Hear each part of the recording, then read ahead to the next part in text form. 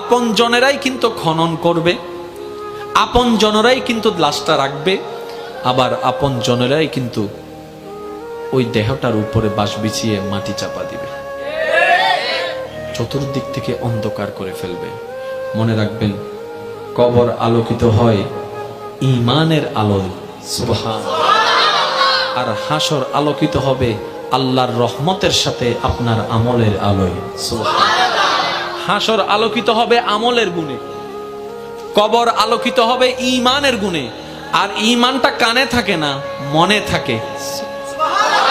তাহলে সেই মনটাকে যদি আপনি পরিষ্কার করে ফেলতে পারেন, হ্যাঁ সত্য, এটা একদিনে হয় না, এটা এক সপ্তাহে হয় না, এটা এক মাসে হয় না, এটা এক বছরে হয় না, এটা হচ্ছে বান্দা চেষ্টা করতেই থাকবে হিংসা থেকে যেন সে নিজেকে বাঁচাই রাখতে পারে। মন চাচ্ছে অন্যের বদনাম করতে, সে জিহ্বাকে কামড় দিয়ে রাখবে। দুনিয়া